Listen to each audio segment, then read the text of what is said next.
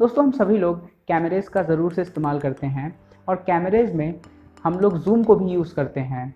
लेकिन कई सारे तरीके के ज़ूम होते हैं जैसे डिजिटल ज़ूम, ऑप्टिकल ज़ूम और आजकल हाइब्रिड ज़ूम भी काफ़ी ज़्यादा चर्चा में है। दोस्तों इसके अलावा आपने स्टेबलाइजेशन का ज़रूर से नाम सुना होगा। अगर आप कैमरास को यूज़ करते हैं रेगुलरली और थोड़ा सा भी आप कैमरेज़ की तरफ इंटरेस्टेड हैं तो आपने EIS और OIS टर्म्स को भी ज़रूर से सुना होगा। तो क्या है ये डिफरेंट टाइप्स ऑफ ज़ूम और क्या है इमेज स्टेबलाइजेशन, ये सारी बातें डिस्कस करेंगे इस वीडियो में। तो हे गाइस, मेरा नाम है अभिषेक, आप देख रहे हैं टेक टू द कोर। बिना किसी देरी के वीडियो को शुरू करते हैं। Let's get started.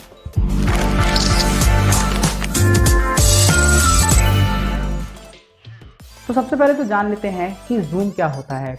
देखिए, जूम बेसिकली क्या होता है कि अगर आपने कोई दूर दराज की चीज़ देखी है या कोई बहुत ज़्यादा डिस्टेंट ऑब्जेक्ट है और जब हम उसको कैप्चर करने की कोशिश करते हैं अपने कैमरे से या वीडियो शूट करते हैं तो हम लोग चाहते हैं कि वो जो ऑब्जेक्ट है वो हम लोगों को और ज़्यादा बड़ा दिखे और ज़्यादा क्लियर नज़र आए। तो इसलिए हम लोग उसको जूम करते हैं ताकि हम लोग उसको और नज़दीक से देख सकें कि हम लोग जिस ऑब्जेक्ट की फ़ोटो लेने वाले हैं वो कैसी आ रही है। लेकिन कई तरीके के जूम होते हैं जैसा कि मैंने आपको शुरुआत में बताया।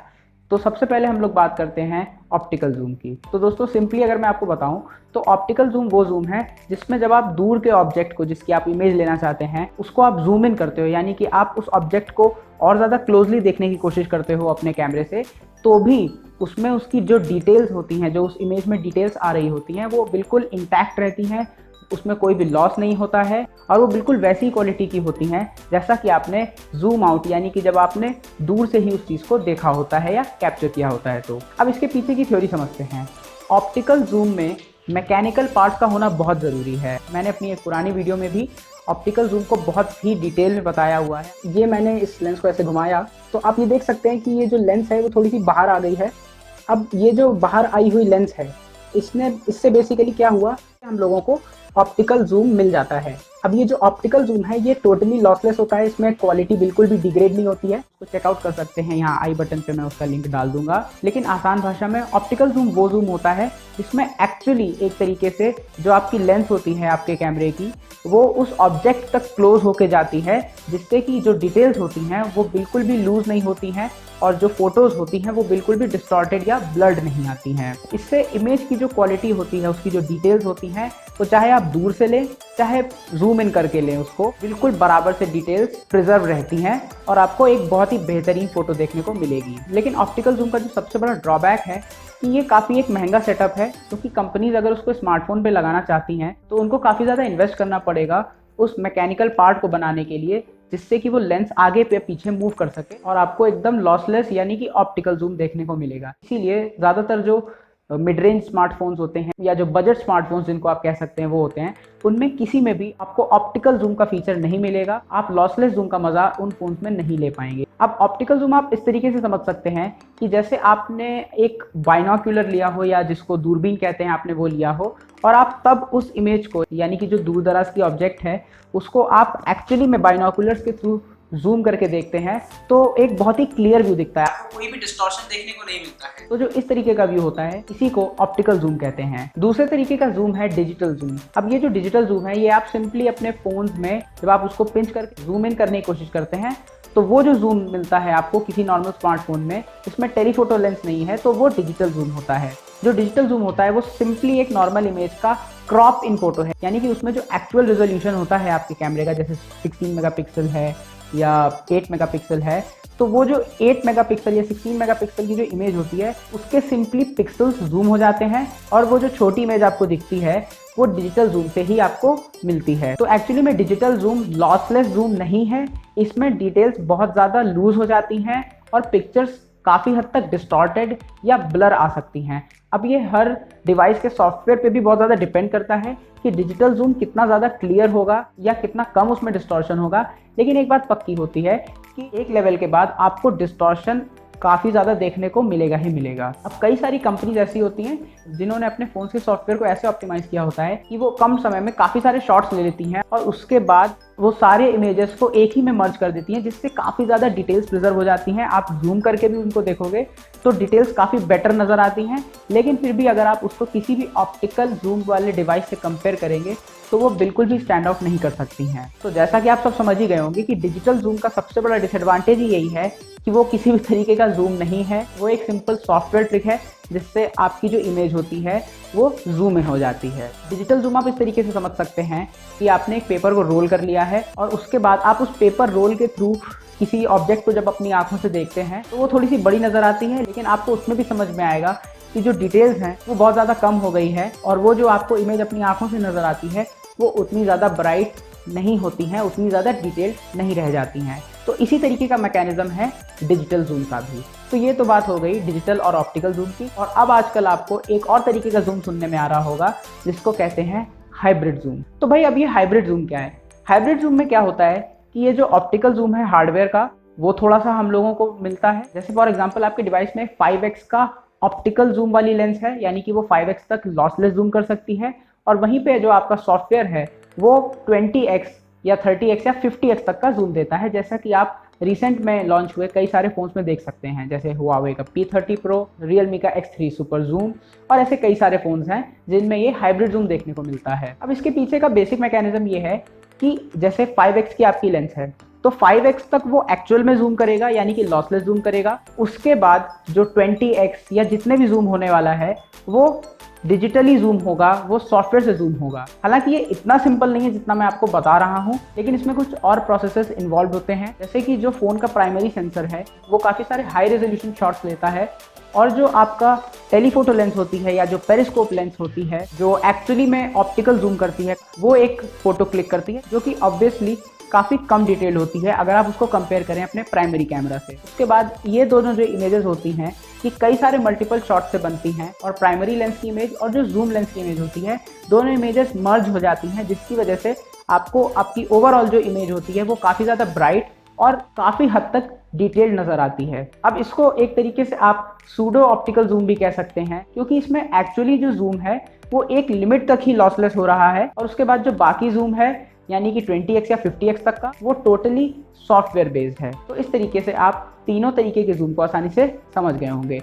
अब बात करते हैं इमेज स्टेबलाइजेशन की। तो दोस्तों कई बार जब आप मूव कर रहे होते हैं या वॉक कर रहे होते हैं या इनफैक्ट रन कर रहे होते हैं और आप वीडियो रिकॉर्ड करते हो तो आप देखोगे कि जो आपकी वीडियो बनी है वो काफ़ी ज़्यादा शेक करती है, वो ठीक से कई बार फोकस नहीं हो पाती है, सिंपली इसलिए क्योंकि आप दौड़ रहे होते हो या वॉक कर रहे हो। इसकी वजह से वो जो कैमरा है वो स्टेबल नहीं रह पाता है। उसकी वजह से जो आप फोटोज़ क्लिक करते हैं या स्पेशली अगर आप वीडियो बना रहे होते हैं तो वो बहुत ज़्यादा हिलती डुलती रहती हैं और कहीं भी फोकस नहीं कर पाती हैं, और आपको लगता है कि ये वीडियो तो बहुत ही बेकार रिकॉर्ड हुई है। तो दोस्तों इसी एक प्रॉब्लम का इलाज करता है इमेज स्टेबलाइजेशन मैकेनिज्म। अब इमेज स्टेबलाइजेशन भी दो तरीके का होता है।